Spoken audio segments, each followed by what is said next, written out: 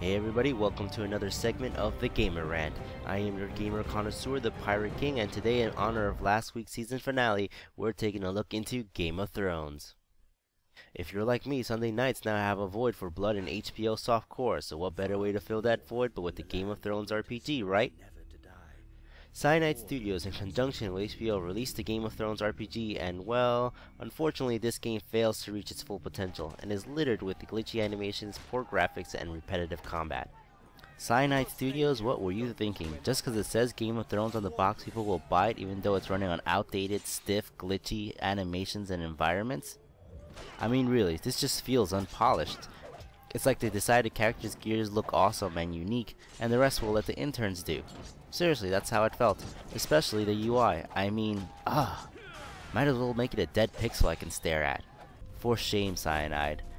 The game's perspective is in third person with no zooming in or out at all, which made for awkward camera angles during combat. It didn't help that the uninspiring, repetitive environments made the world feel small and limited.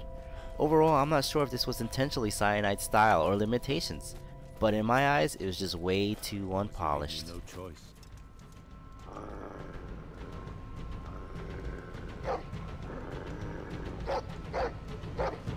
Oh shit.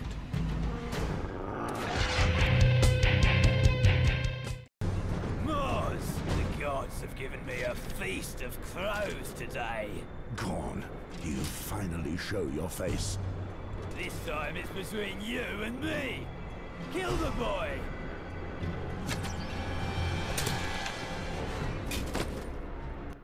Now here the game tries to be something interesting, but like the visuals, only gets halfway there. The cool parts are that you have to do a little planning ahead before you engage the enemy.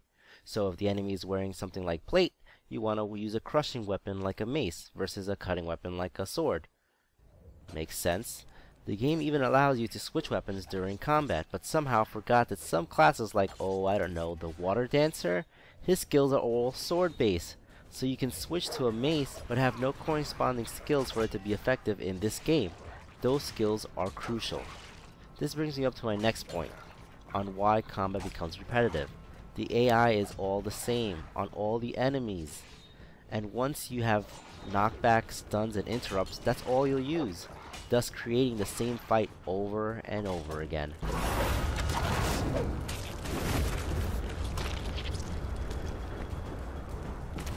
We also had these racial skills. Morris the Tracker had his faithful dog, I guess he never bothered naming it, in which you would switch over to first-person dog view, and in this form you could pick up scents in the air and track down objectives.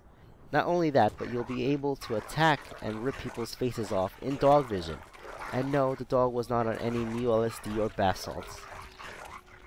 Now Alistair, being a red priest, could set his sword on fire and cause burning damage, which sounds cool till you realize he can't really conjure fire. He can only buy consumables that set his sword on fire. Yeah, I guess all you need is flammable liquid and matches to be a red priest. All in all, the combat tries to be something different but falls short or damn right near on its face.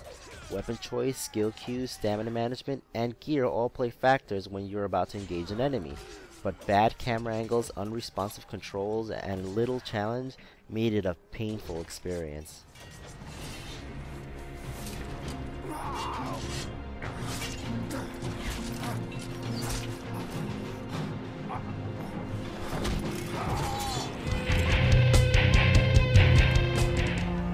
Take him to the Red Keep. No, I haven't done anything. I know nothing. Let me go. Lambert, no! Leave him be, please, sir!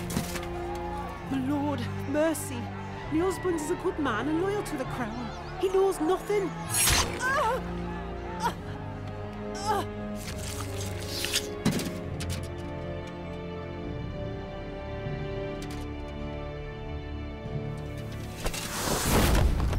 Now this is where the game really shines. Without a doubt, the story is what kept me through the game.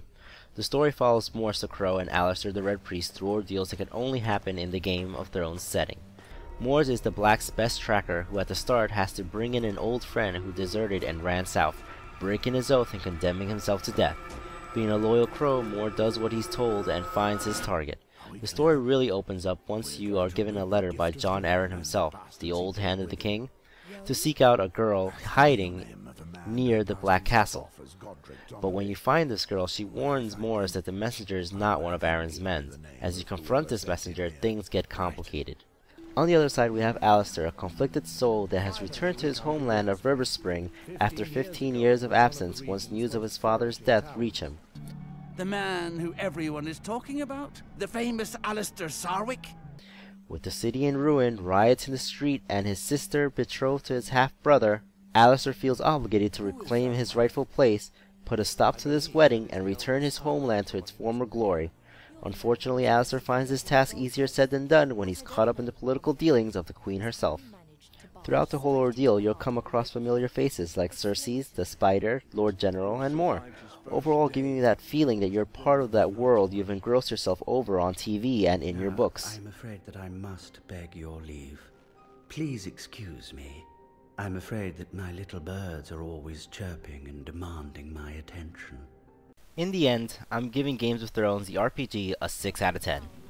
As lackluster as the mechanics were, the story was superb, making you want to continue playing the game to find out what happens next and what turn of events are around the corner.